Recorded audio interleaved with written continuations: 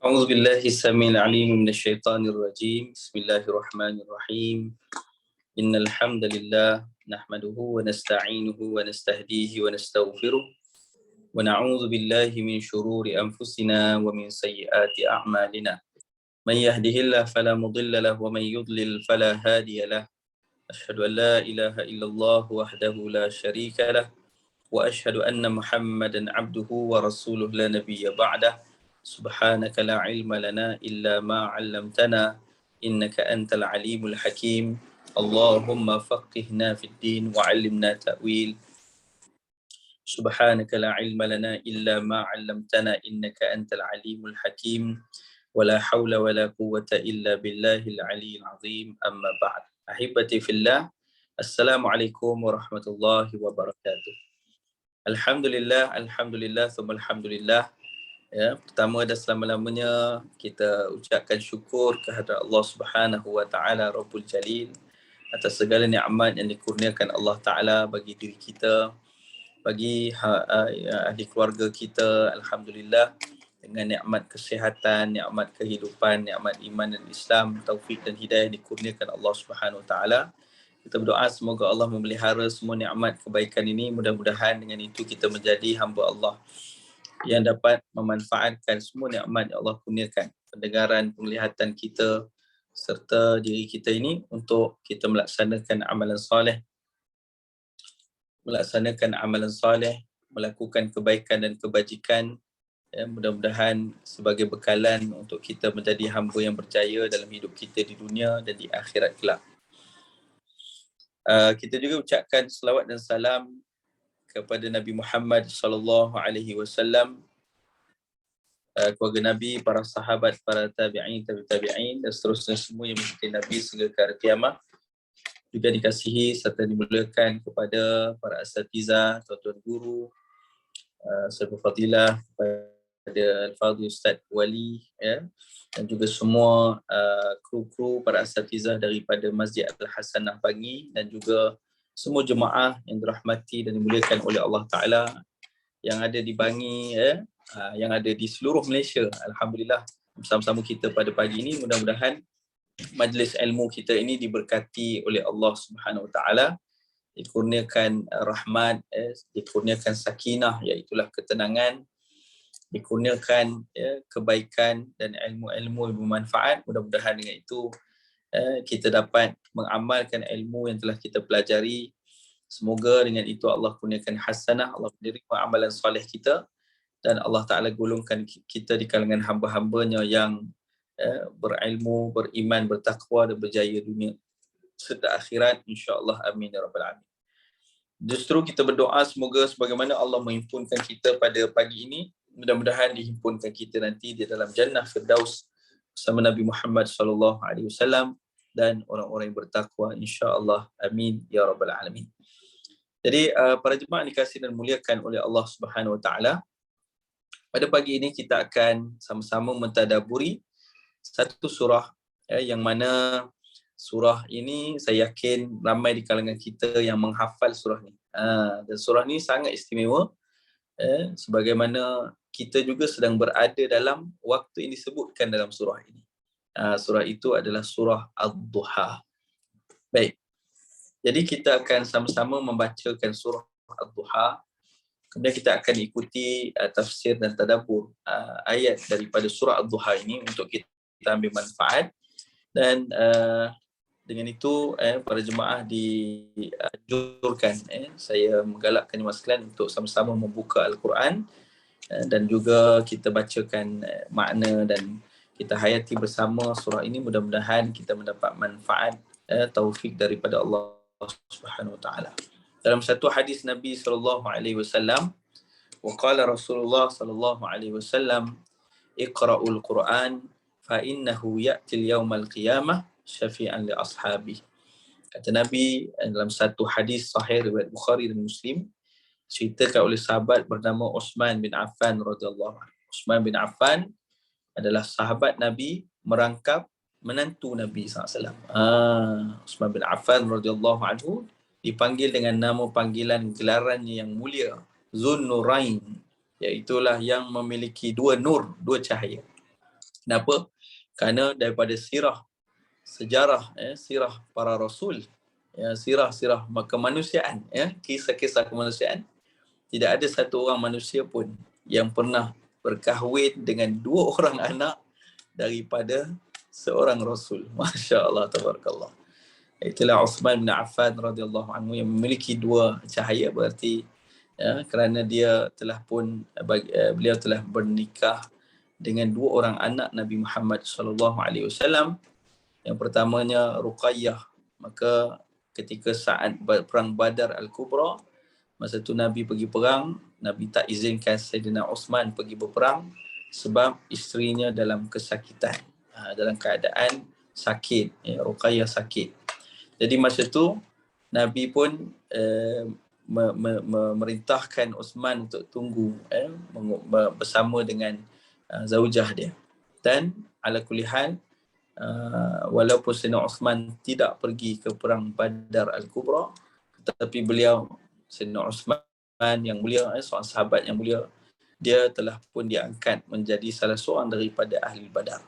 Walaupun dia tak pergi. Sebab apa? Dia nak pergi tapi dia tak boleh, kerana menjaga isterinya yang sakit, dan itulah perintah Nabi Muhammad SAW. Namun bila Nabi pulang daripada Badar Al-Kubra, Sayyidatina Ruqayyah pun telah wafat. Maka setelah berapa lama, Nabi pun offer Sayyidina Uthman untuk bernikah dengan Ummi Kalthum. Sebab tu Sayyidina Uthman dipanggil Dhun Nurain. Masya Allah, tabarakallah. Jadi dalam hadis ni, Sayyidina Uthman menceritakan bahawa Nabi Muhammad SAW pernah bersabda, Iqra'ul Quran, bacalah kamu Al-Quran, kerana Al-Quran itu syafi'an li ashabi, kerana Quran itu akan menjadi syafaat, penolong bagi kamu, bagi orang-orang yang akrab dengan dia, orang yang rapat dengan dia, iaitulah yaumul qiyamah, pada hari kiamat nanti, terutamanya Quran ini akan menjadi syafaat. Maka Nabi SAW menyatakan hal semikian, menunjukkan bagaimana hebatnya amalan membaca, memahami, bahkan kita berbincang tentang Al-Quran Karim. Itulah yang akan menimbulkan rasa cinta kita kepada kalam Allah, dan dengan itulah bertambahnya kefahaman kita mudah-mudahan di sisi Allah, sehingga kita menjadi hamba Allah yang dipanggil sahibul Quran, orang yang akrab atau menjadi orang yang sahabat kepada Al-Quran, sangat dekat dengan Quran, sahabat kepada Quran.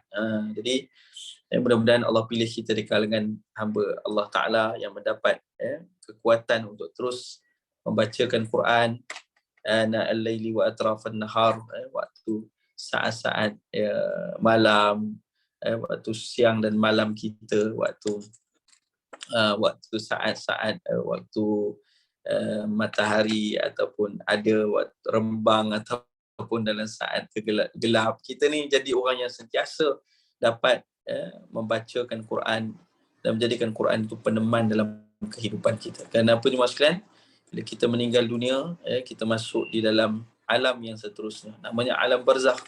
Dan dalam alam barzakh ni tidak ada apa pun yang akan kita bawa. Semuanya kita akan tinggalkan. Dan tidak akan ada apa pun yang mampu kita lakukan, melainkan daripada amalan yang telah kita laksanakan, itulah yang akan menjadi teman kita sampailah tibanya qiyamah dan sampai kita dibangkitkan di yaumul akhirah.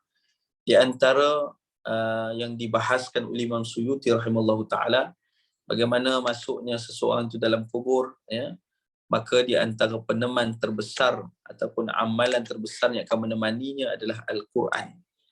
Sebab tu alhamdulillah sekarang masjid-masjid pun baca surah Al-Mulk. Dan surah Al-Mulk tu ada hadis yang khusus menceritakan kelebihan dia. Bagaimana seorang yang baca surah Al-Mulk itu dan dijauhkan dari azab kubur, jadi dia tenang. Tapi ala kulli hal, membaca Quran itulah Quran yang menjadi syafaat bagi syafaat kepada kata apa, para pembacanya, sepertilah jemaah sekalian yang berusaha untuk baca, faham dan amal Al-Quran Karim, insya-Allah. Jadi pada pagi ini insya-Allah kita bacakan surah Ad-Duha, dan surah Ad-Duha ini memiliki 11 ayat. Jadi kita bacakan dahulu sama-sama, lepas itu kita akan ikuti maknanya. Dan kita akan terus kepada perbahasan ayat-ayat dari surah Ad-Duha. Baik, jemaah sekalian, sambungan tadi. Bukan hanya dalam kubur, tapi sampai hari kiamat. Sampai dalam satu hadis lain, Nabi beritahu bagaimana orang-orang yang akan masuk ke dalam syurga.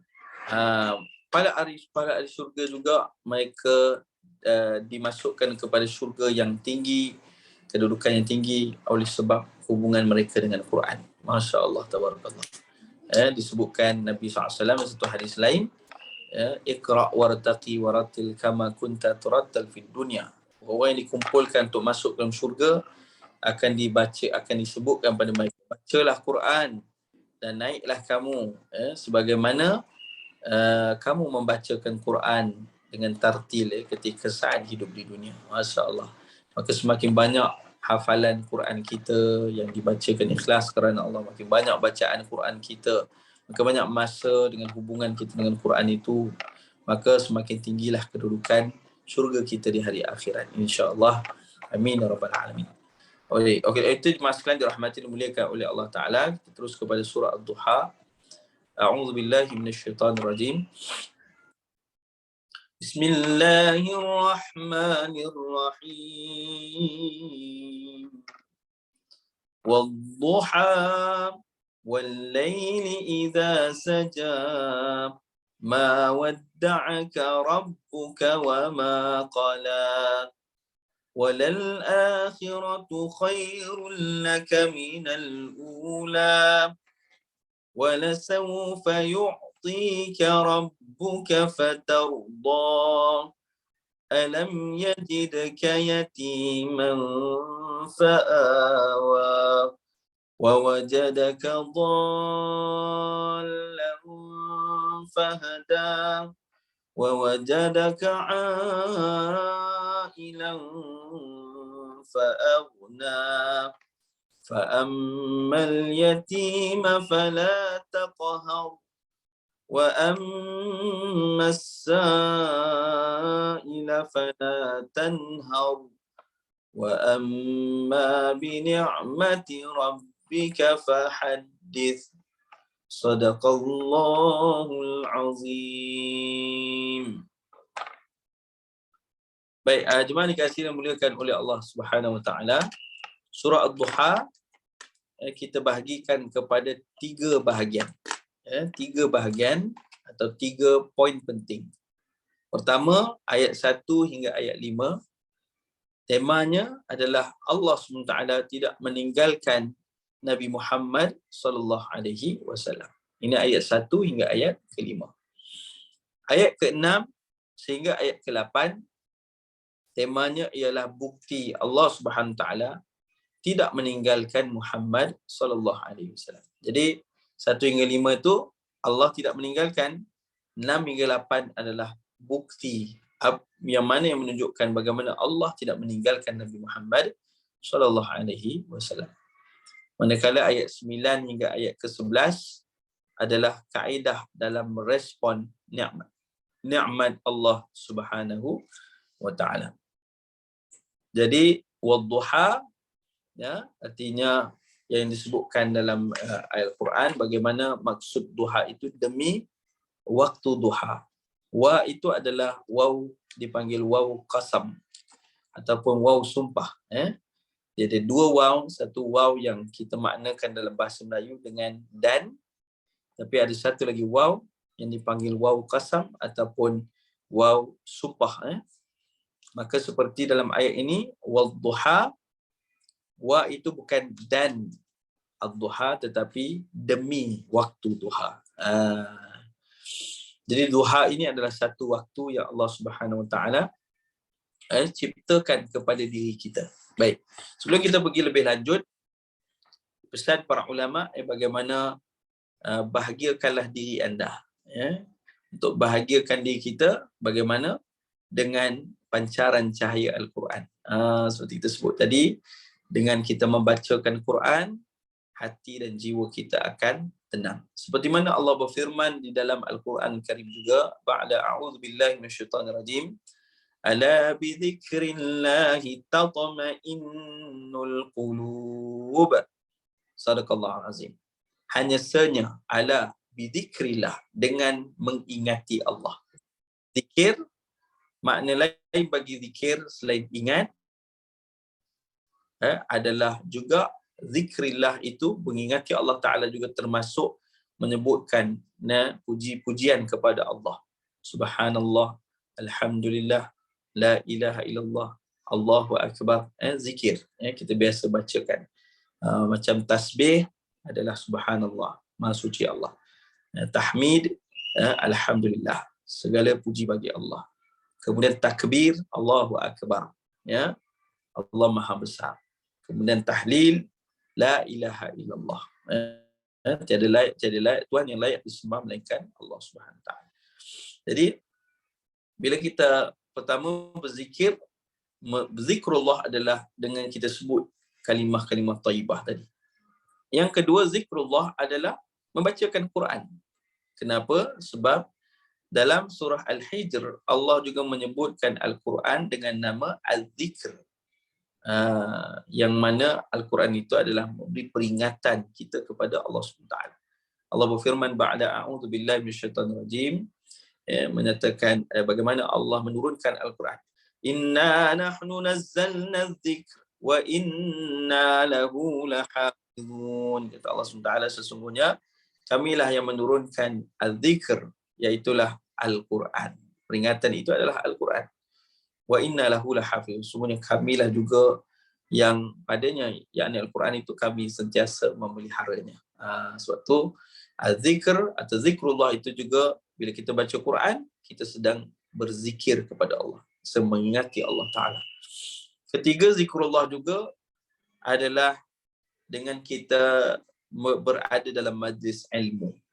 Macam sekarang ni dipanggil majlis zikir, majlis mengingati Allah Subhanahu Wa Taala, ya, majlis untuk mengingati Allah Subhanahu Wa Taala melalui bacaan Quran dan hadis Nabi sallallahu alaihi wasallam yang kita bacakan sepanjang daripada pertemuan kita. Sebab itu ini dipanggil juga majlis zikir. Jadi dah hanya yang kata Allah Ta'ala, bidzikrillah, dengan mengingati Allah, dengan kita sebut kalimah yang baik tadi, dengan kita bacakan Quran, dengan kita berada dalam majlis ilmu, mengambil manfaat dari majlis ilmu itu, tatma'innul qulub, akan menenangkan jiwa kita. Sebab itulah kita nak tenang jiwa, buatlah sekurang-kurangnya 3 benda ni tadi, zikir kepada Allah. Itu di antaranya. Baik. Jadi bahagiakanlah diri anda dengan pancaran cahaya Quran. Itulah dengan kita baca Quran, kita menghayati maknanya, dia akan membahagiakan diri kita, insya-Allah. Dan sebagaimana Allah sebut tadi lah, tatma'innul qulub, akan jadi kita ni rasa tenang, rasa lapang, rasa bahagia hati kita bila kita menjadi orang yang mengingati Allah. Sekali lepaskan.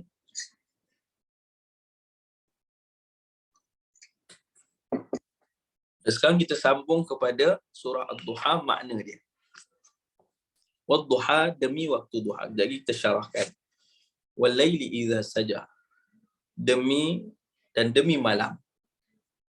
Demi malam apabila telah sunyi. Ma wadda'aka rabbuka wa ma qala. Tuhanmu tidak meninggalkan engkau, wahai Muhammad sallallahu alaihi wasallam, dan tidak pula membencimu.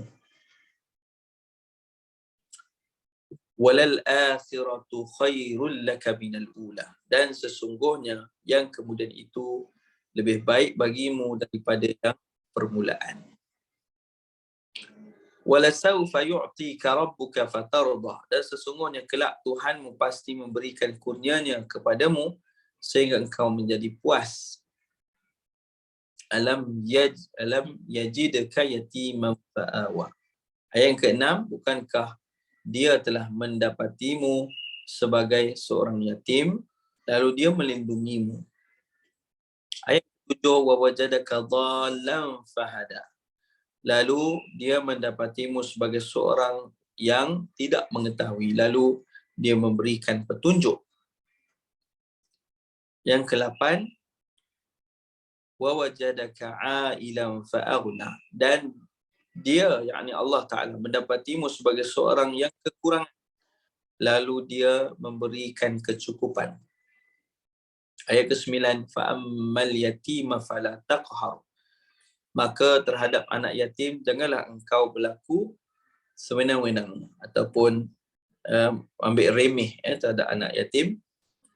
Kemudian ayat ke-10, wa ammas sa'ila fala tanhar. Dan terhadap orang yang meminta-minta janganlah kamu mengherdiknya.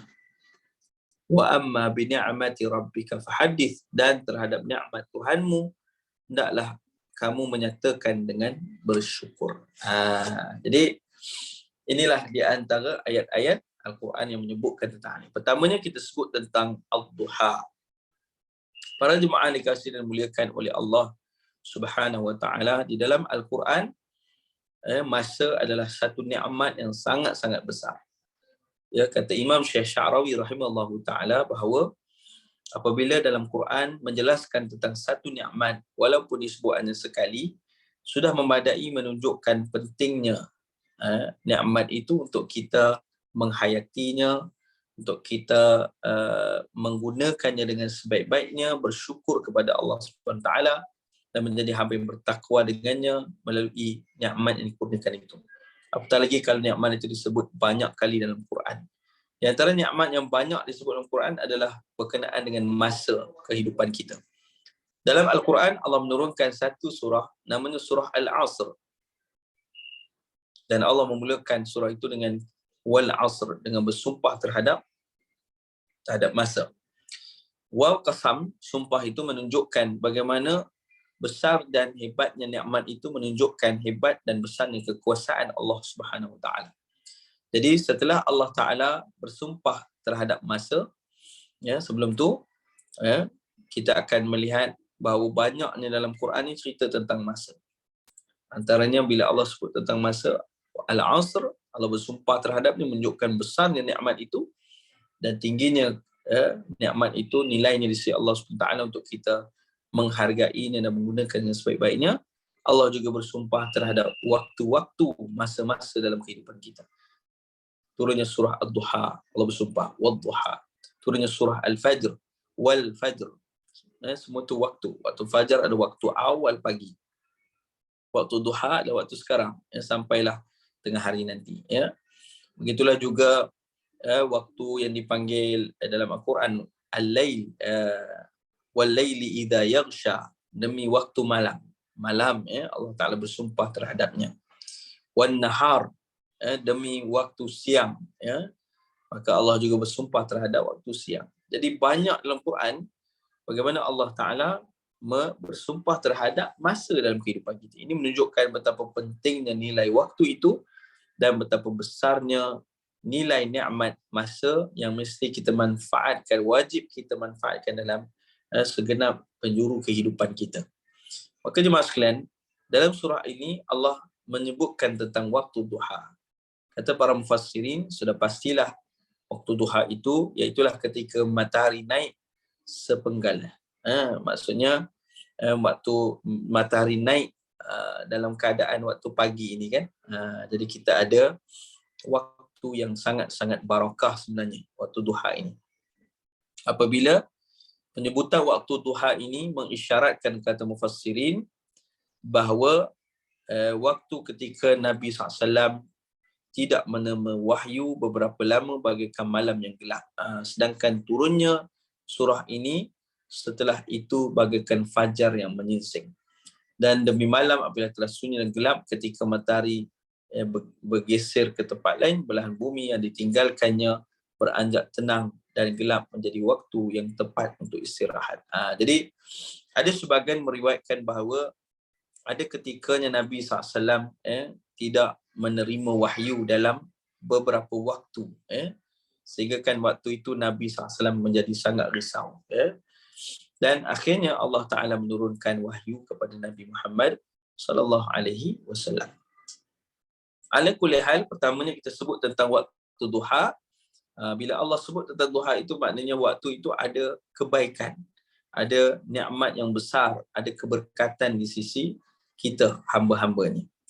Pertamanya, waktu duha, di situ adanya beberapa amalan yang mana sangat-sangat baik, amalan yang diajarkan oleh Nabi Muhammad sallallahu alaihi wasallam. Di antaranya ada satu amalan yang mana amalan ini adalah amalan yang besar nilai dia. Satu hadis yang merupakan hadis sahih menceritakan tentangnya. Nabi SAW menceritakan hadis itu tentang amalan ini, iaitulah amalan daripada waktu subuh lagi. Ya, daripada waktu subuh. Nabi menceritakan barang siapa di kalangan umat Nabi SAW, hadis tu, yang solat berjamaah di waktu subuh. Kemudiannya, dia pun duduk setelah solat tersebut, dia pun duduk dan berzikir.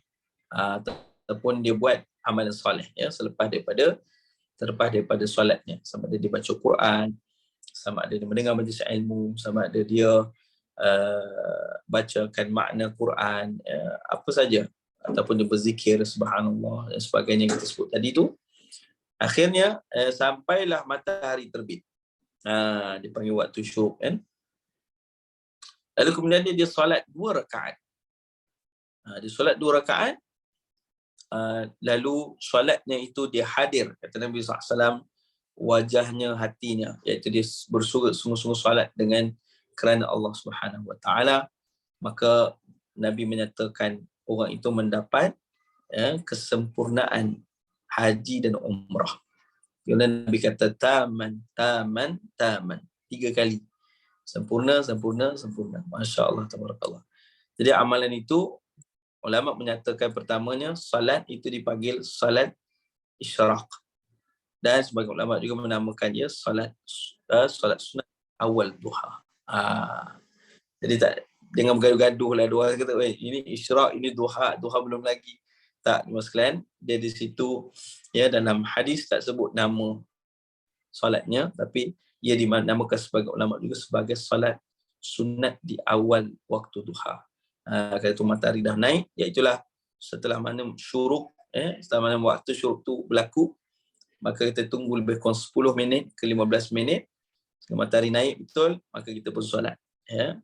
Maka mendapat hasanah sedemikian, besar pahalanya. Masya Allah, tabarakallah.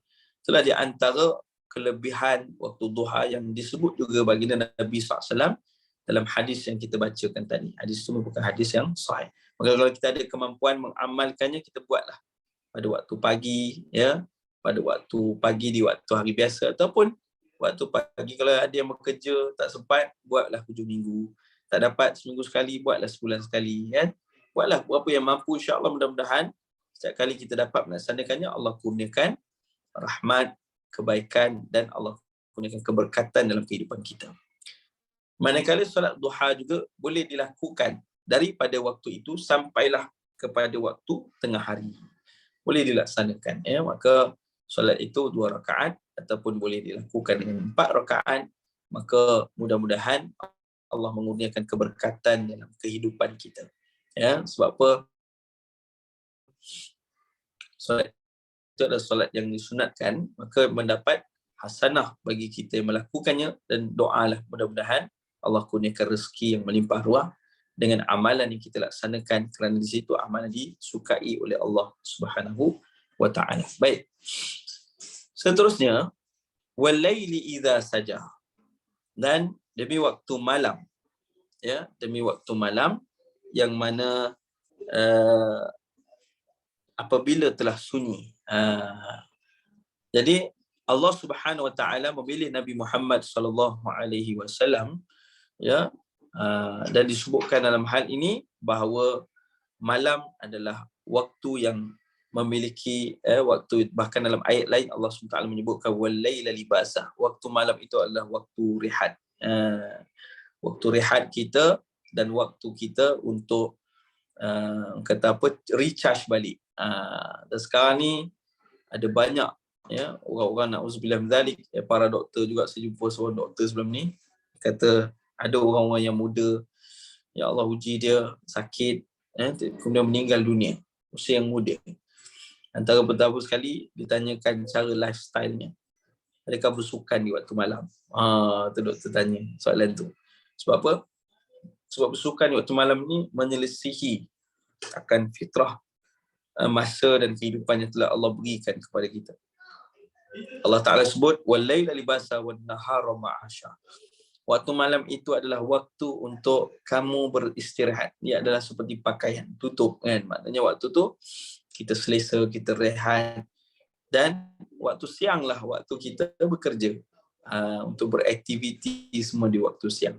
Malam boleh buat sikit. Tapi ramai orang sekarang ni kadang-kadang dia main, anak muda dia main futsal sampai pukul 2-3 pagi, main badminton sampai 3-4 pagi pada itu membahayakan kesihatan. Maka kita minta Allah sebab tu dalam Quran telah Allah terangkan betapa masa itu penting untuk digunakan sebagaimana yang telah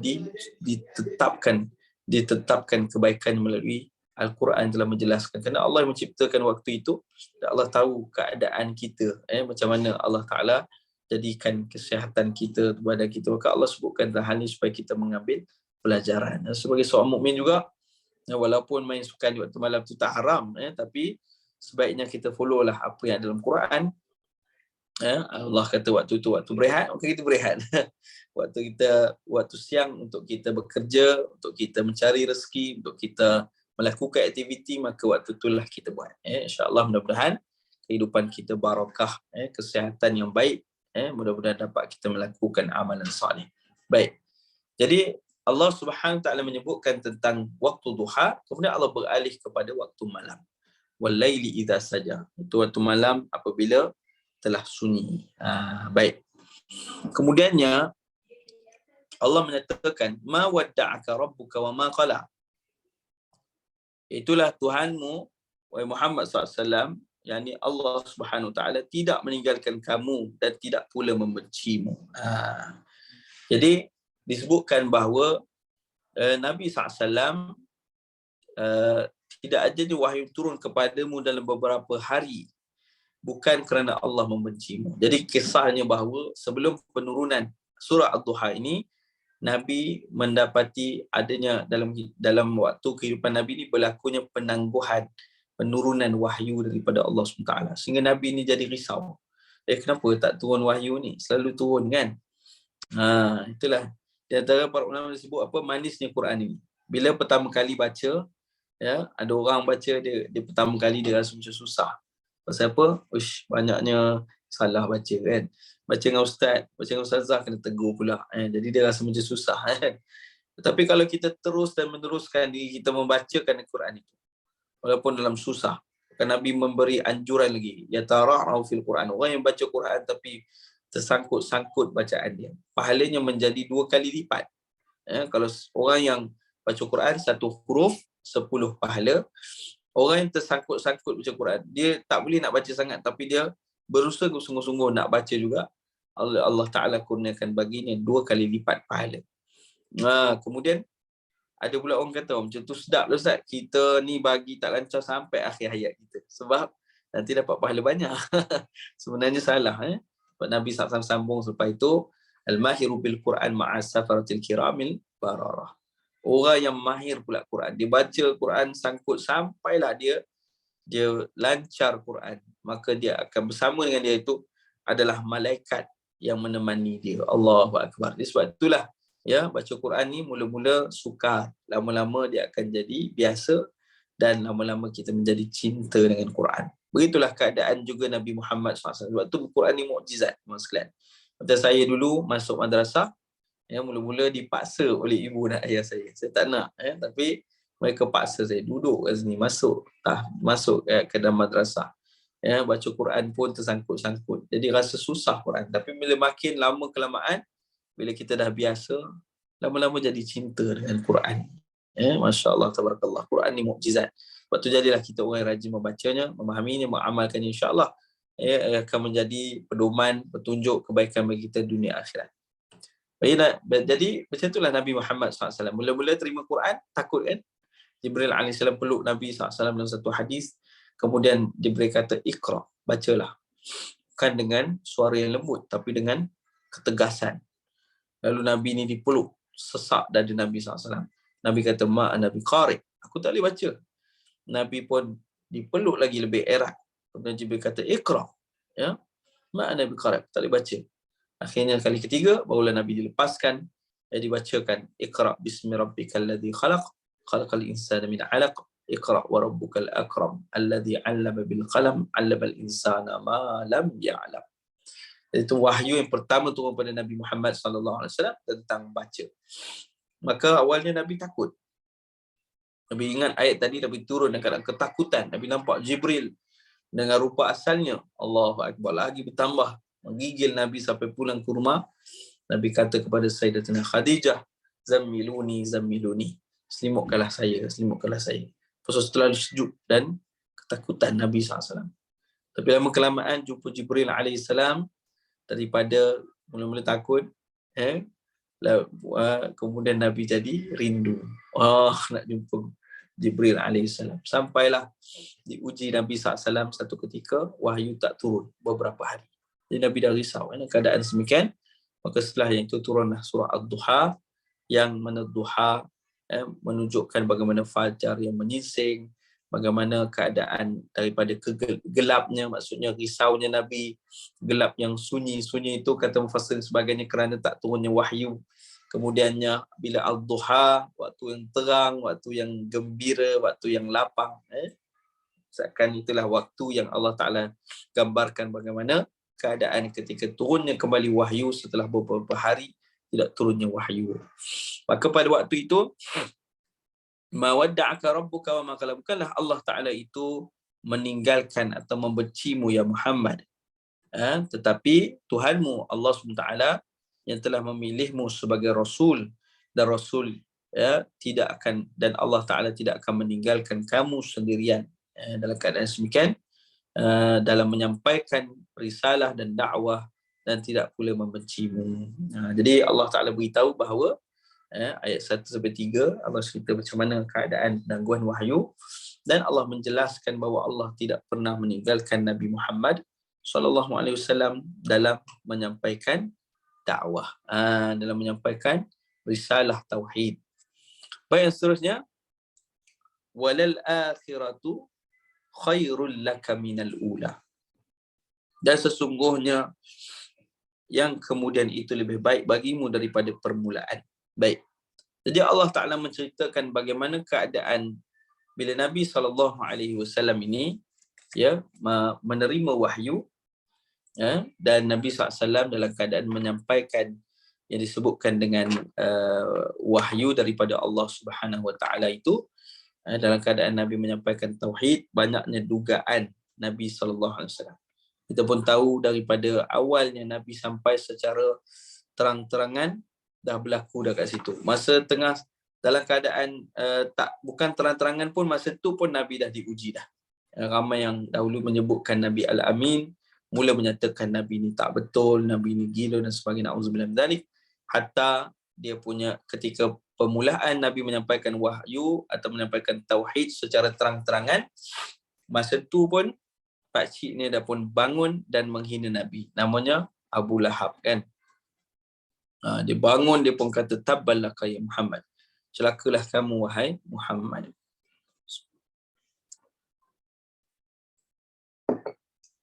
Lalu disebabkan itulah Allah menurunkan surah Al-Masad.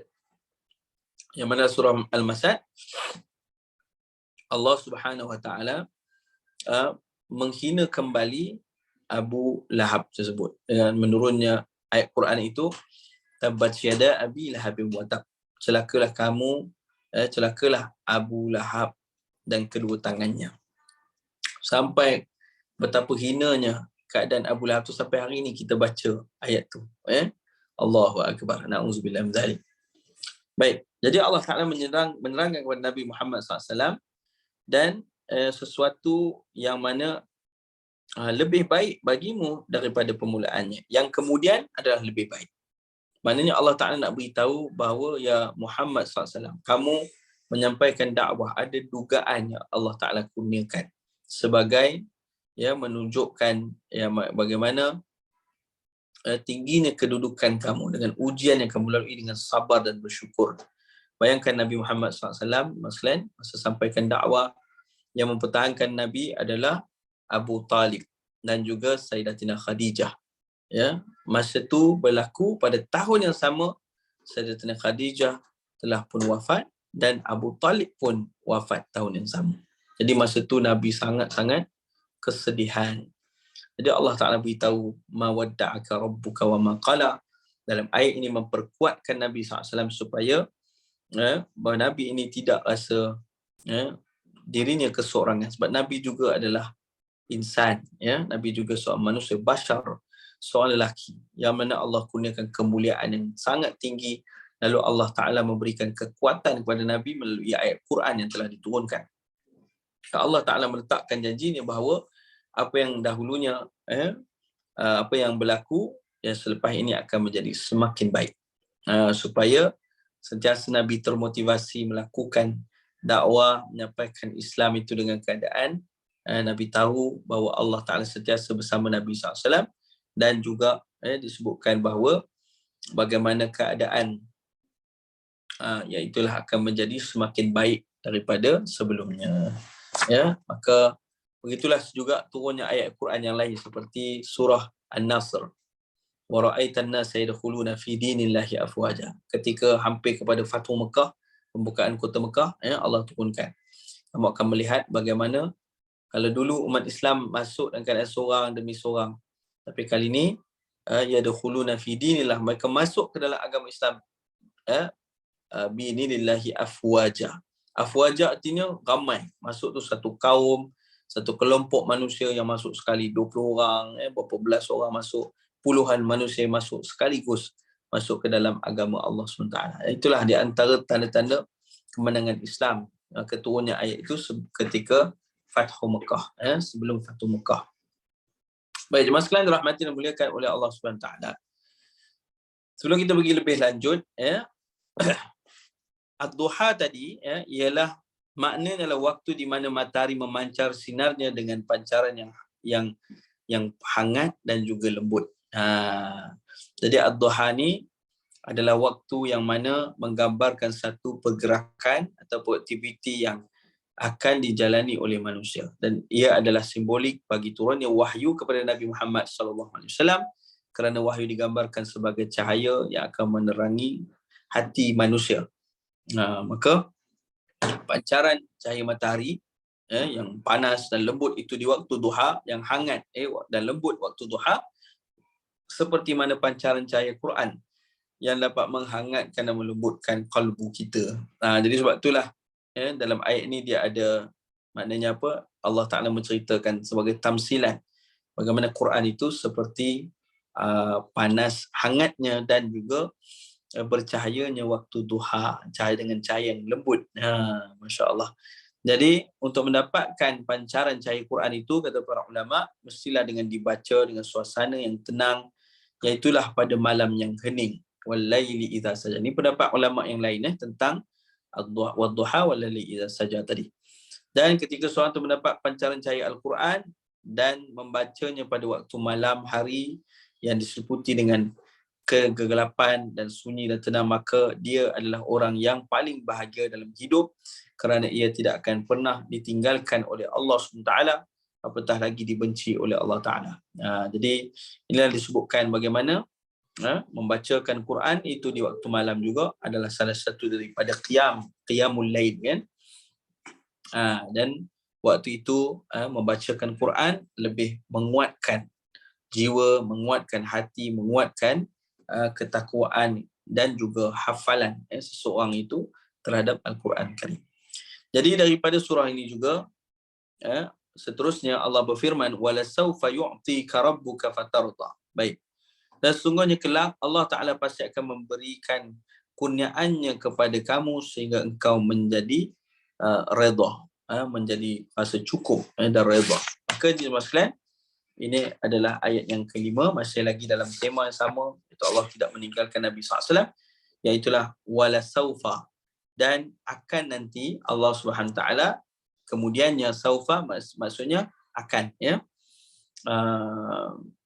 al-istiqbal, yu'tika rabbuka fatardah, akan diberikan Allah SWT Tuhanmu kepada kamu dengan sesuatu kurniaan yang akan menjadikan kamu berasa redha ataupun puas.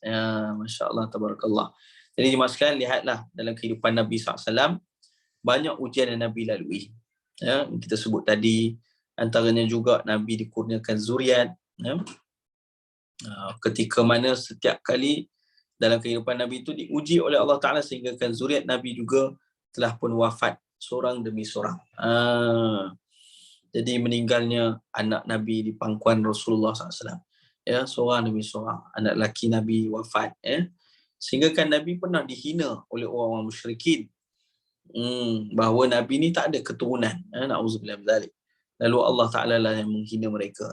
Kerana Nabi itu diuji oleh Allah SWT. Sebab tu bila seorang sahabat bertanya kepada Rasulullah, "Ya Rasulullah, siapakah di kalangan manusia yang paling tinggi ujian dia?"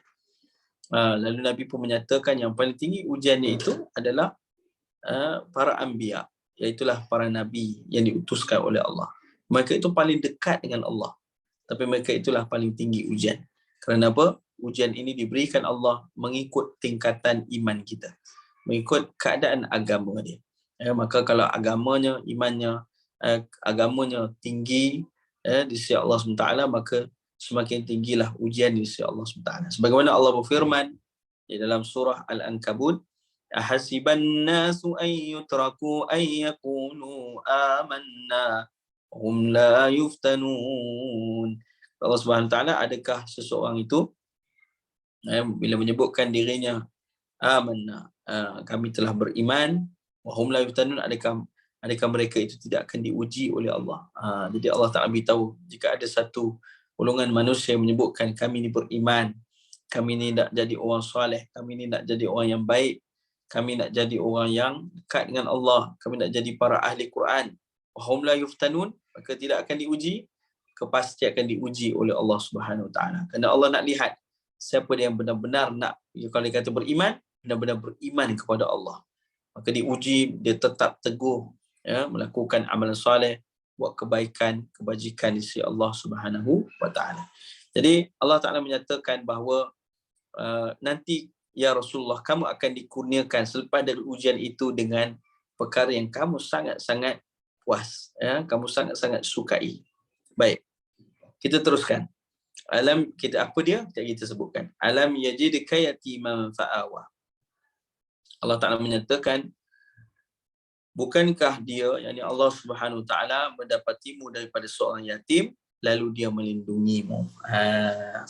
Wajadaka dhallan fahada.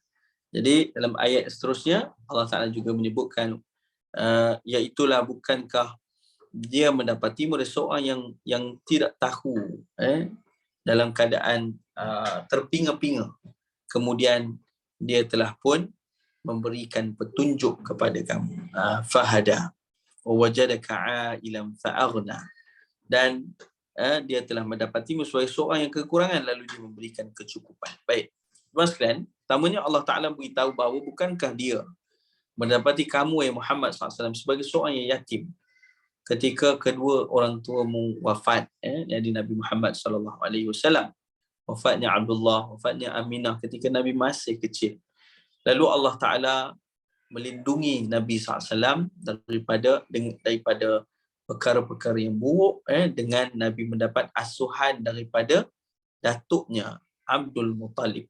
Dan datuknya itu memiliki kemuliaan di sisi orang Arab, menjadi orang yang memegang kunci Kaabah. Yang diceritakan dalam kitab Rahiqil Makhtum, bagaimana adanya satu hamparan, macam kapet lah di hadapan Kaabah itu, yang mana kapet itu khusus untuk datuk Nabi SAW, Abdul Muttalib, yang tidak boleh diduduki oleh sesiapa pun melainkan dia. Subhanallah. Dan dia, ketika Nabi kecil, dia mula jaga Nabi, dia izinkan Nabi duduk di situ. Subhanallah. Jadi kemudiannya wafatlah. Mana kita sebut tadi, ayah Nabi wafat ketika Nabi SAW dalam kandungan. Ibunya pula wafat ketika Nabi berusia 6 tahun. 6 tahun ni tadika lah kan. Usia-usia tadika sekarang ni kan. Jadi Allah Ta'ala pula melindungi Nabi dengan asuhan datuknya Abdul Muttalib sampai usia 8 tahun. Kemudian datuknya pula telah meninggal dunia.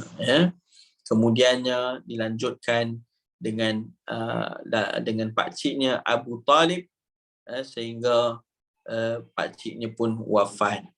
Pakcik ni pun mati pada saat Nabi telah pun menjadi Rasul. Jadi setelah usia 40 tahunnya Nabi SAW.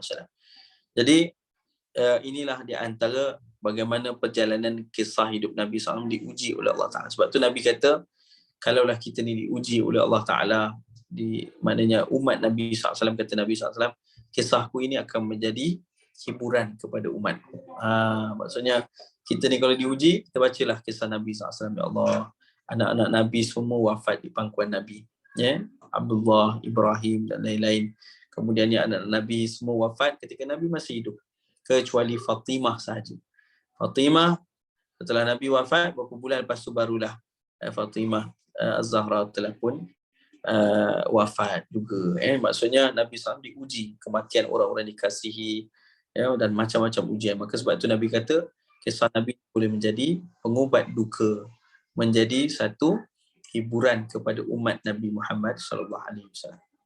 Baik, yang keduanya, wajadaka dhallan fahada, maksudnya bukankah Allah Ta'ala mendapatimu sebelumnya dalam keadaan mana tidak mengetahui, di keadaan tercari-cari kerana belum mengetahui akidah dan hukum yang benar, lalu Allah memberikan petunjuk melalui wahyu dan membimbing Nabi SAW sampai ke akhir hayatnya. Jadi yang pertama tadi, Nabi dalam keadaan yatim, dan Allah Ta'ala jadikan ada orang yang menjaga, memelihara Nabi. Sampailah Abu Talib pun, sampai Nabi dah dewasa, Nabi dah bernikah, tetap Nabi sampai setelah itu Nabi mendapat wahyu, menyampaikan dakwah, masa itu pun Abu Talib masih lagi menjaga keadaan Nabi SAW. Masya Allah, tabarakallah. Ya. Lalu seterusnya, Allah Ta'ala menyatakan, bukankah kamu dalam keadaan tidak mengetahui? Nabi kan pergi beruzlah. Nabi pergi beruzlah, kemudian Nabi menerima wahyu daripada Allah SWT. Daripada situ Nabi mendapat petunjuk melalui wahyu, dan Allah membimbing Nabi SAW sampai ke akhir hayat. Dan seterusnya, dan bukankah Allah Ta'ala juga mendapati kamu, wahai Muhammad SAW, sebagai seorang yang kekurangan. Lalu Allah memberikan kecukupan kepadamu dengan mengelola perdagangan Khadijah dan juga harta yang lain, mendapat ghanimah ketika peperangan, serta membekalkan kamu dengan ilmu, sifat kecukupan, kesabaran atas pemberiannya.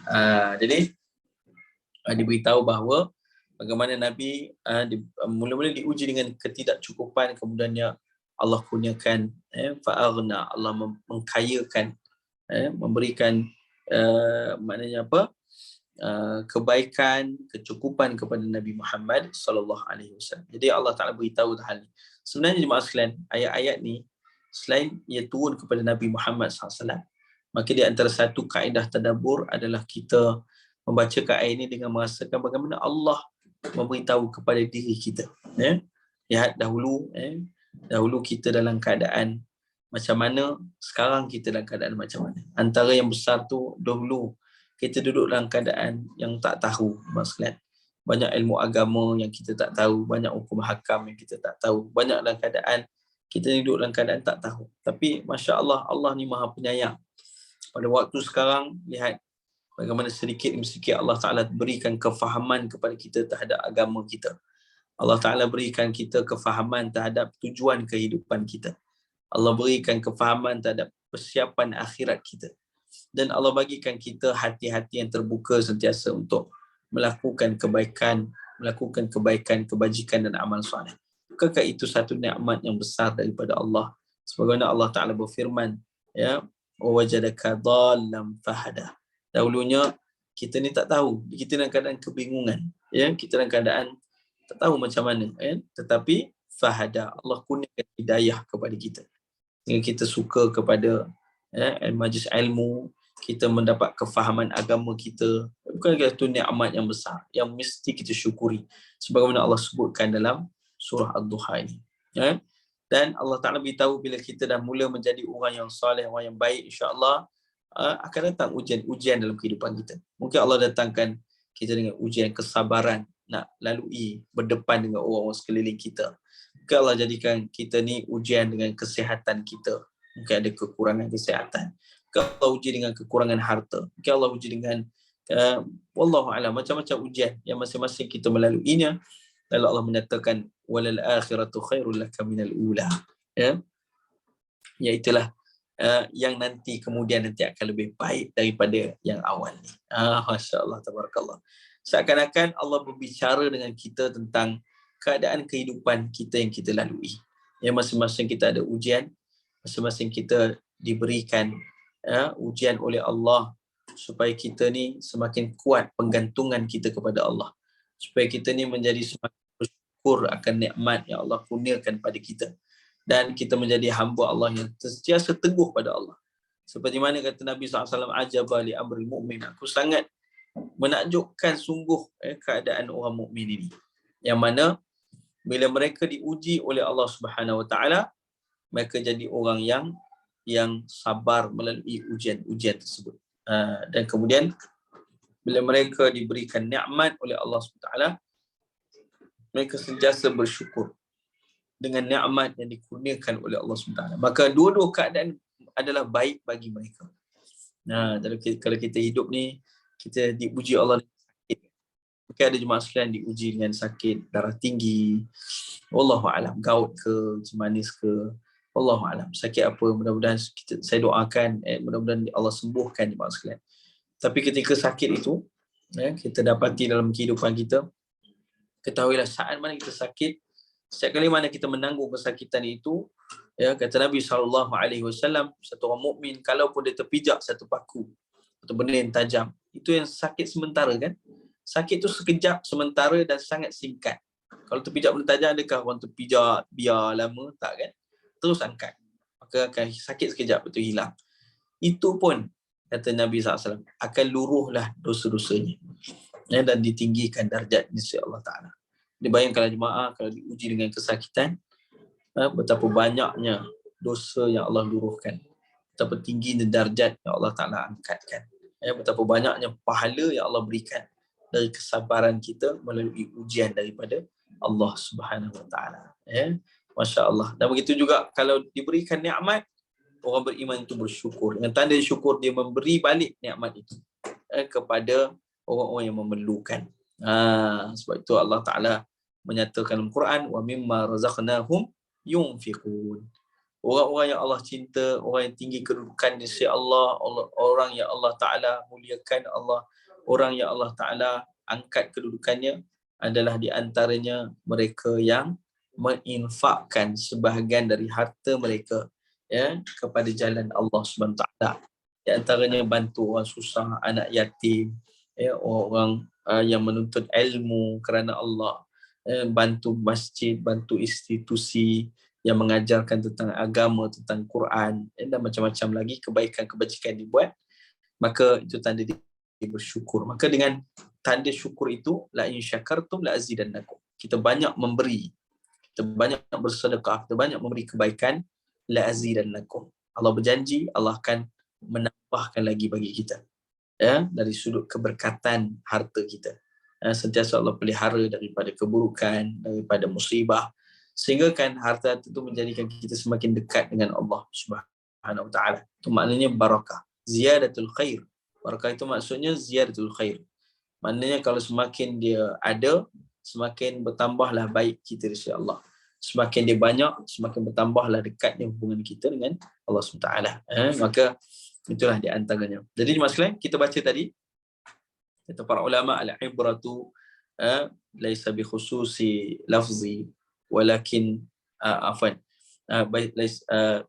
al-ibratu bi umumil lafzi laisa bi khususi sabab. Maaf silap. Yang pertama tu, yang kedua ni betul, iaitulah kata para ulama, ibrah, pelajaran daripada ayat Quran itu bi umumil lafzi, dengan umum lafaz. Artinya walaupun ayat ini turun kepada Nabi Muhammad SAW, tetapi bayangkanlah Allah sedang berbicara dengan kita.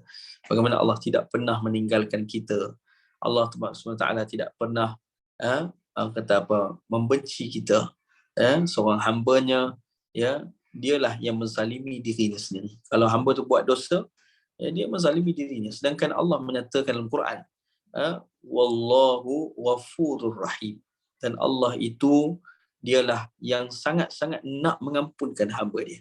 Ghafur, yang maha mengampunkan, dan ar-rahim, yang maha yang sangat-sangat kasih kepada hamba dia. Allahu Akbar. Lepas tu bila seorang hamba buat zalim, buat dosa, ya, dia sedang menzalimi dirinya. Sedang Allah itu nak dia kembali kepada Allah.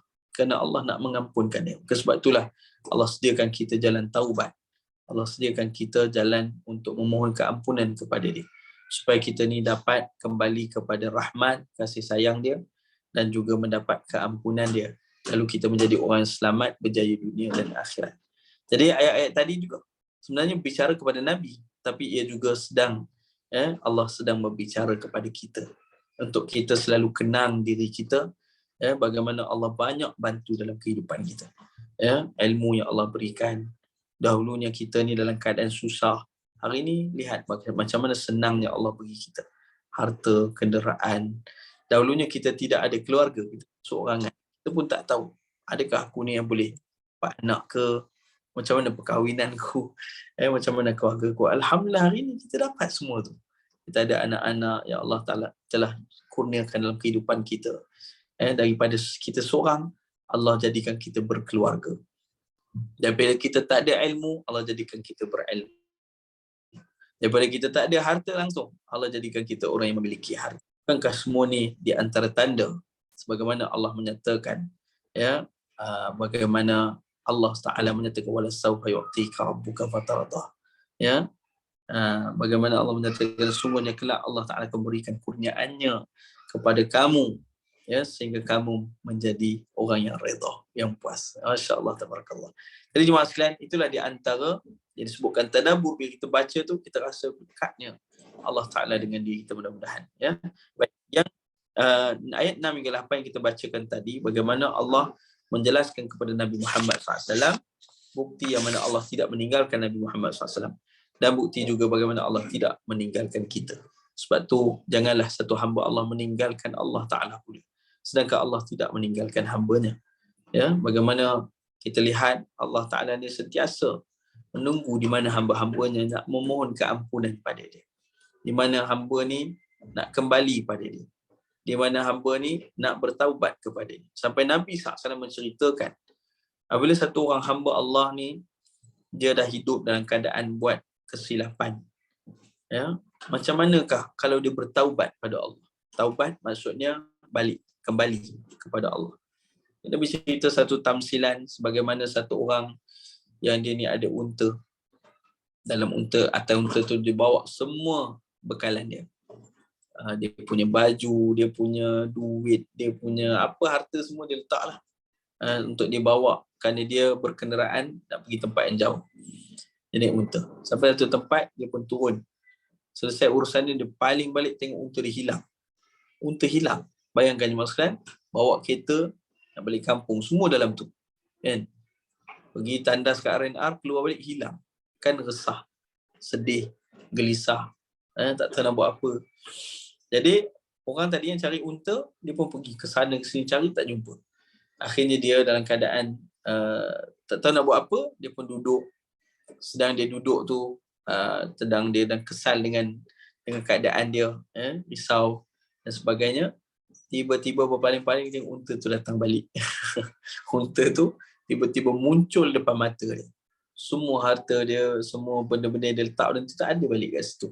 Dengan atas unta tu lah, kan? Jadi punyalah dia happy sangat. Dia punya gembira sampai dia kata, Allahumma anta abdi wa ana rabbuk. Dia kata apa? Ya Allah, engkaulah hambaku dan akulah Tuhanmu. Terbalik. Dia nak sebut, ya Allah, engkaulah Tuhanku dan akulah hambamu. Sampai happy sangat sampai dia terbalik. Tersalah cakap. Akulah Tuhanmu, dia terbalik dia cakap. Bukan kerana sengaja, tapi kerana terlalu gembira. Allahu Akbar. Jadi kata Nabi SAW, macam tu orang yang gembira kan.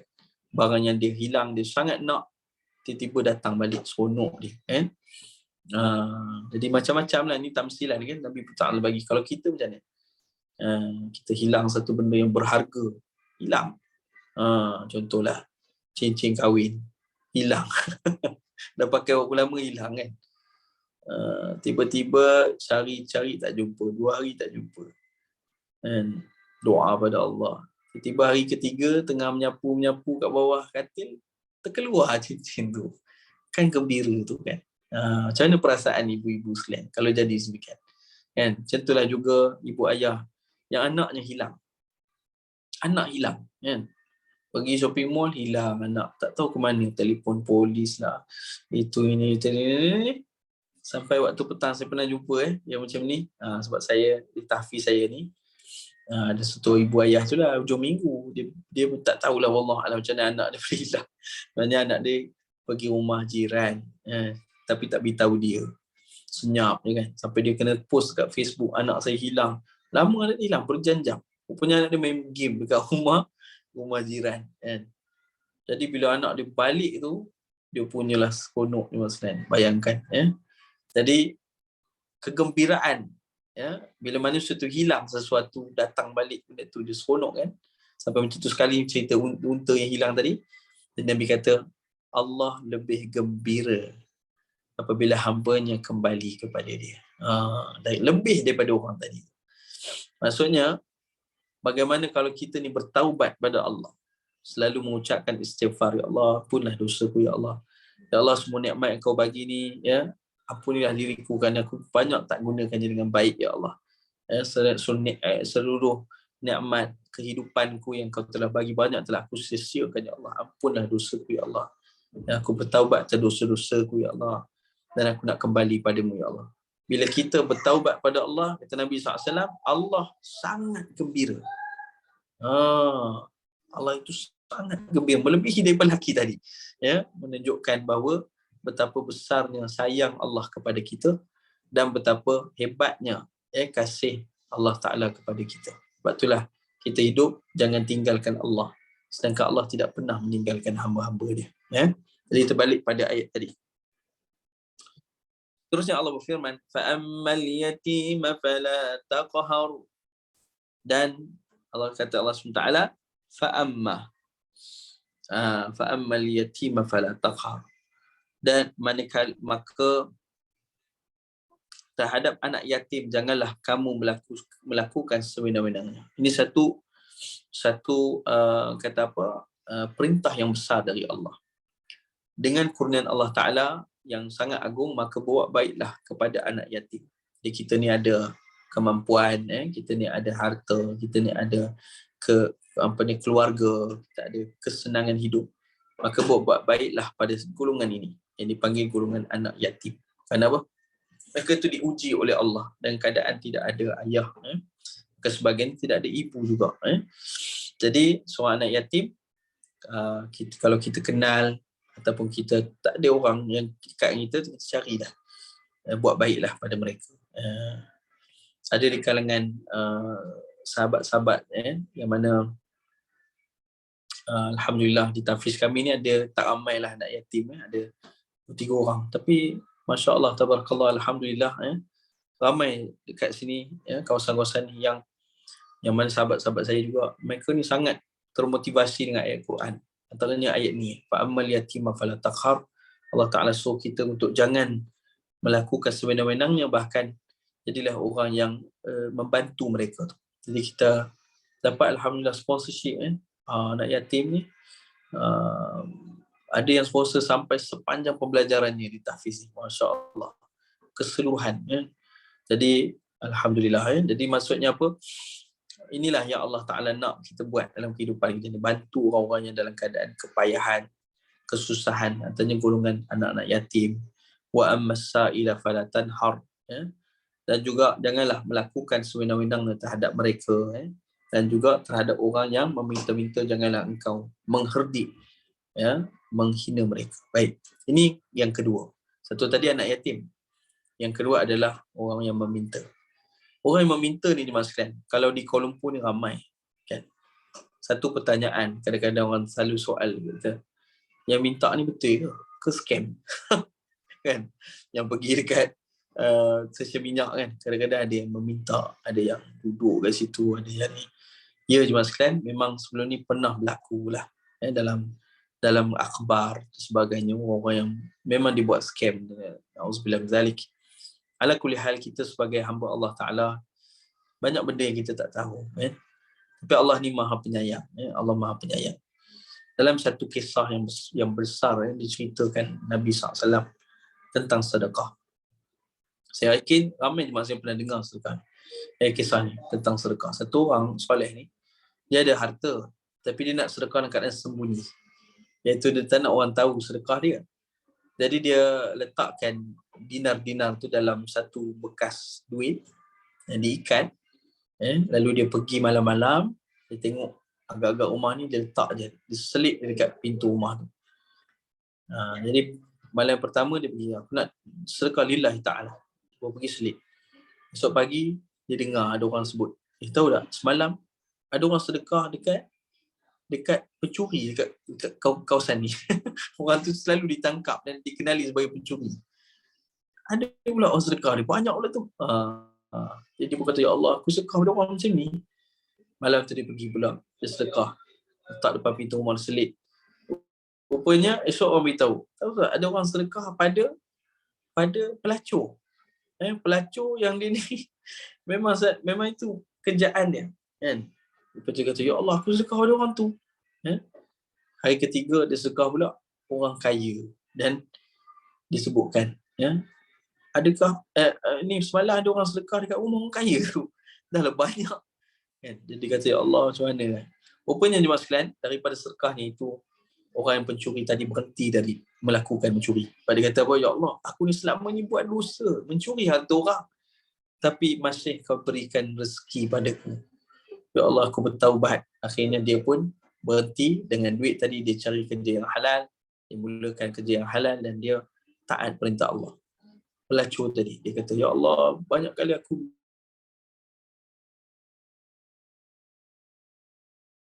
perintah, ya Allah, aku buat dosa rezeki, ya ampunilah dosa. Dan dengan duit tu dia mulakan pekerjaan yang halal dan menjadi hamba Allah yang salihah. Dan orang yang kaya tadi, dia pun kata, ya Allah, aku ni tak pernah sedekah, aku ni kaya tapi aku tak pernah sedekah. Tiba-tiba kau datangkan rezeki orang sedekah padaku. Maka akhirnya dia pun jadi orang yang mengeluarkan sedekah dan zakat. Maka masya-Allah tabarakallah sekalian, kita lihat orang minta-minta, kita tak tahu perihal di belakang dia. Dan akan kita buat apa kita buat? Pertama sekali, kita jangan menghina mereka. Tak kiralah macam mana keadaannya, janganlah hina, janganlah kutuk, cakap mereka ni apa sebagainya. Jangan. Kadang kita tengok ada orang kan, sebab kita tak tahu adakah dia ni orang yang betul atau orang yang salah. Jadi kalau dia orang yang betul, kita tengking dia, marah dia kan kita. Lagi pula dia anak yatim, Allah sebut fa'ammal yatima fala taqhar. Jangan melakukan sewenang-wenangnya terhadap anak yatim. Dan orang meminta-minta, janganlah kamu mengherdik mereka. Jangan mengherdik. Tak boleh, tak nak bagi, senyumlah. Bagilah doa yang baik untuk mereka. Tapi kalau ada kelebihan, bagilah RM1 ke, 5 kupang pun tak apa, 5 kupang bagilah 50 sen ke. Apa yang kita boleh, bagilah. Kerana kalaulah maknanya apa, pemberian itu lillahi ta'ala, tak kiralah siapa dia pun, tetap Allah bagi pahala dekat kita, insya-Allah. Sebab itu tak tahu, sebab tu jemaah sekalian, kita doalah semoga Allah Ta'ala bagi kebaikan bagi mereka, Allah Ta'ala juga bagi kebaikan bagi kita. Mudah-mudahan daripada sedekah kita bagi tu, mudah-mudahan kita dapat membantulah mereka yang susah dan sebagainya. Ala kulli hal, kita buatlah apa yang kita mampu. Tak mampu banyak, buatlah sikit. Tapi janganlah sampai kita melanggar pula perkara-perkara yang dimurkai oleh Allah. Ada sebagian tu dia maki, dia herdik orang ni, padahal mungkin benar orang tu daripada golongan yang susah. Kita tak tahu. Lepas tu kita buatlah yang mana yang boleh. Ala kulli hal, kita serahkan selebihnya kepada Allah Ta'ala. Daripada golongan yang berwajib, berwajib seperti jabatan agama ke, jabatan kebajikan ke, itu buatlah laporan. Mungkin dengan cara tu mereka boleh bantu dan sebagainya. Jadi kita teruskan. Wa amma bi ni'mati rabbika fahaddits. Jadi tadi maksudnya tadi tu, kita nak bagi kat siapa pun, pahalanya tetap dapat, kan? Atas seorang yang melakukan maksiat pada Allah, kalau sedekah tu jatuh pada dia, mudah-mudahan sedekah tu menjadi sesuatu yang akan membuka hati dia kepada jalan hidayah Allah Ta'ala. Hatta kepada seorang yang kaya. Orang kaya dah, tapi dapat sedekah. Mudah-mudahan membuka hati dia untuk dia mendapat taufik dari Allah, untuk dia juga bersedekah. Orang yang melakukan dosa, supaya dia berhenti dari melakukan dosa dan bersyukur dan bertakwa kepada Allah. Mudah-mudahan sedekah kita ini menjadi barakah dan menjadi kunci kepada mana menjadi satu kata apa, permulaan bagi amalan soleh, amalan jariah yang berkembang dunia dan akhirat. Amin ya rabbal alamin. Wa amma bi ni'mati rabbika fahaddits. Dan Allah SWT dan nikmat Tuhanmu hendaklah engkau nyatakan dengan bersyukur. Baik, jemaah sekalian dirahmati dan dimuliakan oleh Allah Taala, maksudnya ya, dalam hal ini kata para ulama, berbuat baiklah kepada orang yang meminta-minta, ya. Tadi itu baik meminta ilmu pengetahuan ataupun harta, dan juga janganlah engkau mengherdiknya, ya. Jadi berilah mereka apa yang kau mampu dan tolaklah dengan halus dan ramah. Kalau tak boleh bagi, tolaklah dengan halus dan ramah. Dan itulah akhlak kita. Dan terhadap nikmat Tuhanmu, hendaklah kamu menyatakan dengan iringan rasa bersyukur. Allah SWT telah memberimu nikmat yang mana tiada taranya. Sehingga Allah berfirman, wa in ta'uddu ni'matallahi la tuhsuha. Sekiranya kamu ingin hitung nikmat Allah, tidak akan mampu untuk kamu mengira. Antara nikmat itu adalah nikmat yang kalau Nabi SAW apa dia? Kerasulan Nabi Muhammad SAW. Nikmat turunnya Quran kepada Nabi SAW. Kalau kita pun banyak kan, nikmat penglihatan, nikmat pendengaran, nikmat kita ni boleh bercakap, nikmat boleh berfikir, nikmat kita ni boleh bergerak, nikmat kenderaan kita, rumah kita, keluarga kita, harta kita, ilmu kita, ya Allah banyaknya. Memang tak boleh nak kira nikmat.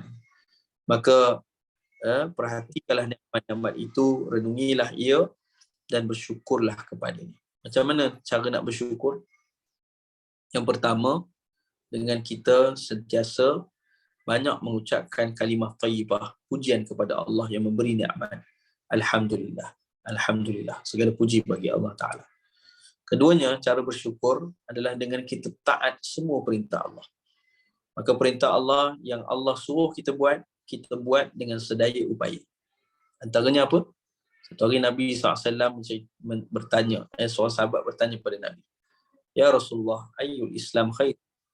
Ya Rasulullah, dalam agama ni apa yang Allah paling suka? Ya, maka Nabi kata, as-salatu ala waqtiha. Solatlah pada waktunya. Jadi solat dengan pada waktunya tu adalah perkara yang Allah suka dan tanda syukur kita kepada Allah.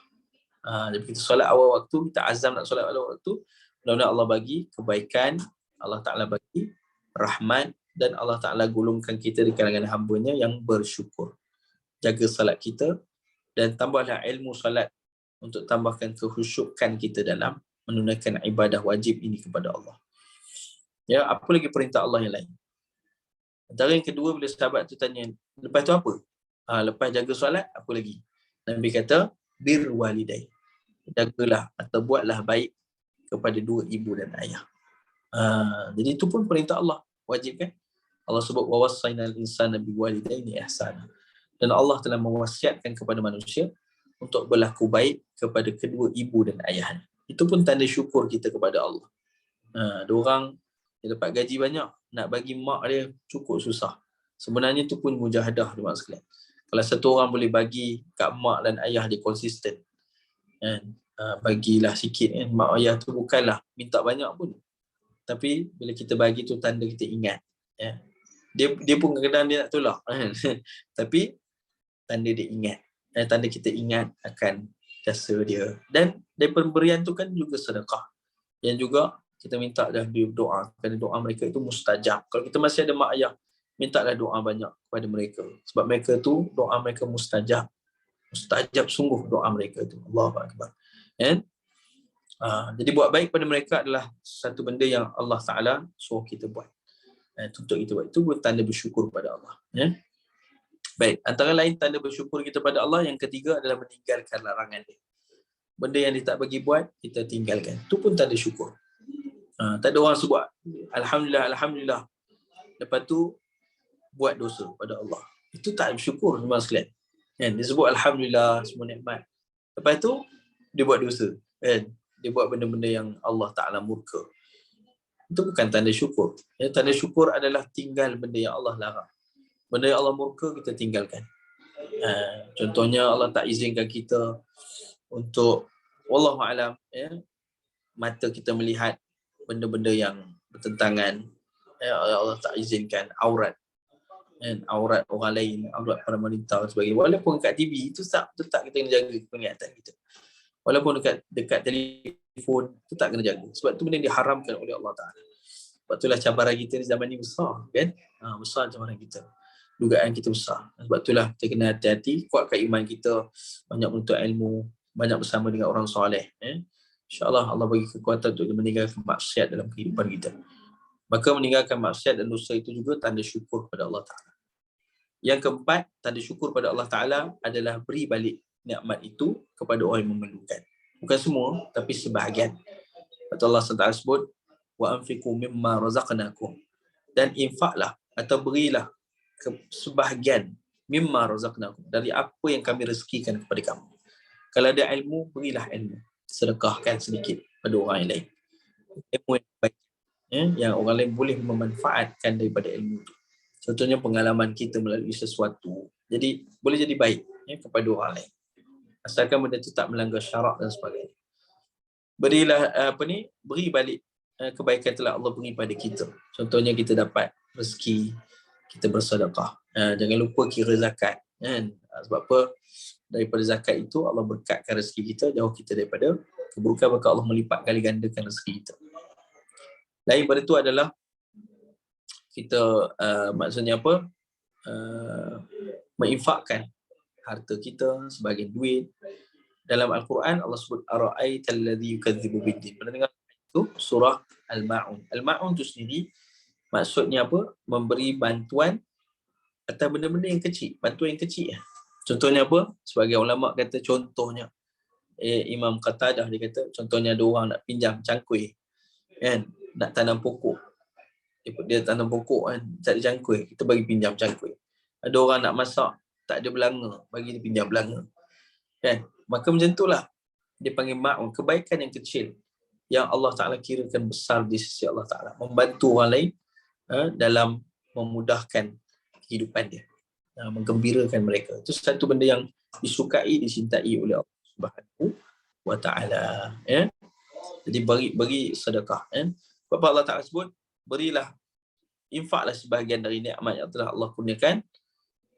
Sebab apa? Fa yaqula rabbi laula akhartani ila ajalin qarib wa as-sadaqa wa akum minas salihin.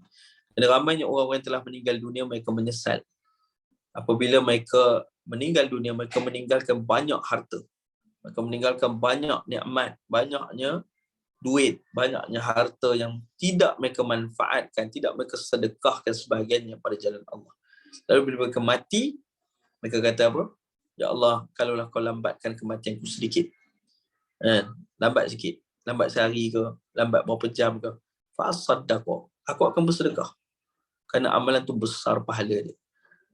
Kerana amalan tu membawa atau transfer nikmat yang Allah bagi kepada saham akhirat kita. Wa akum minas salihin, aku akan menjadi orang yang soleh. Maka sebab itulah jemaah sekalian, kita memperbanyakkan memberi.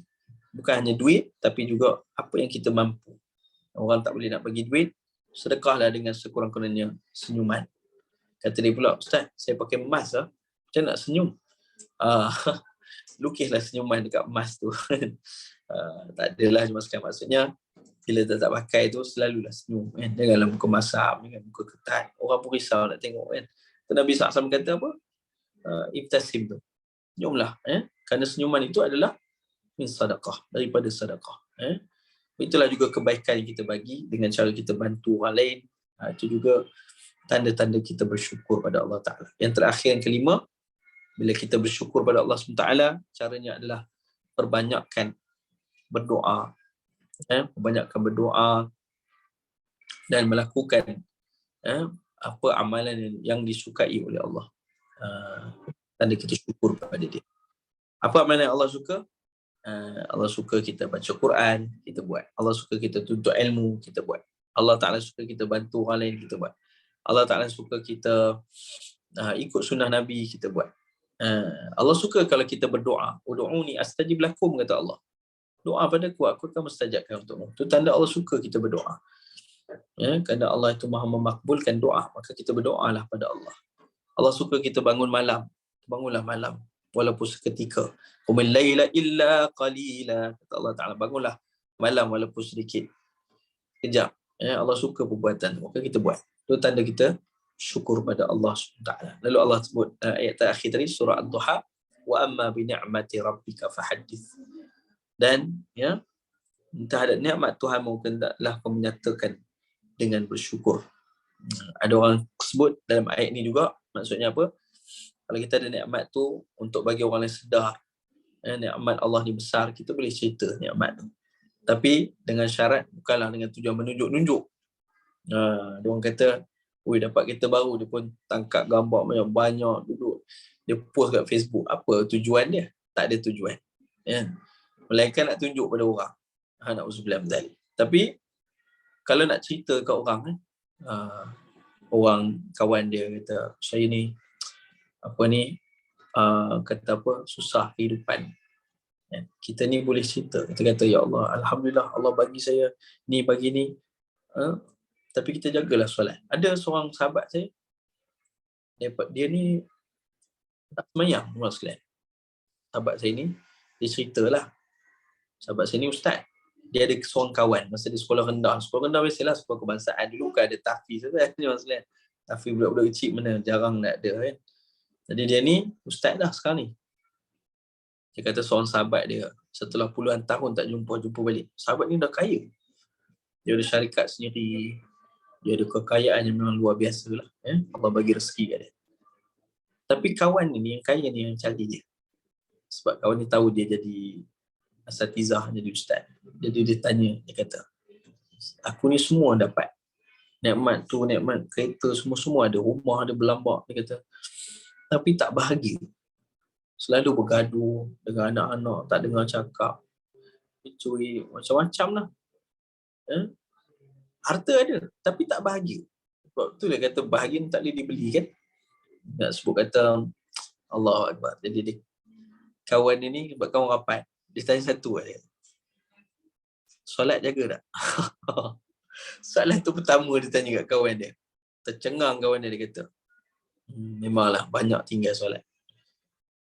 Dia kata apa? Jagalah solat tu, insya-Allah buat balik, Allah akan jaga kita. Waktu solat ni, Allah Ta'ala pun sebut dalam Al-Quran kan, bagaimana laluilah, maknanya apa? Wasta'inu bis sabri was salah. Laluilah hidup kita ni yang banyak ujian, banyak kata apa? Orang kata apa, banyaklah perkara-perkara kita lalu dalam hidup ni, nak lalu dengan sabar, nak lalu dengan ujian itu dengan baik, dengan kita sabar dan kita solat. Solat itu akan membaiki insya-Allah kehidupan kita dengan lebih baik. Maka kita jadilah orang yang pasal apa, ustaz tadi dia cerita, dia kata Ana ni pun tak adalah senang, tapi alhamdulillah Allah bagi cukup. Ni antaranya sebab kita jaga hubungan dengan Allah. Barulah dan kita disedar, dia kata betul lah. Memang lepas tu dia buat jaga solat, alhamdulillah hari ni jadi orang yang sangat baik, sangat soleh, banyak bantu tahfiz agama Allah. Alhamdulillah. Jadi inilah antara pengisian kita pada pagi ini, surah Ad-Duha, mudah-mudahan mendapat manfaat.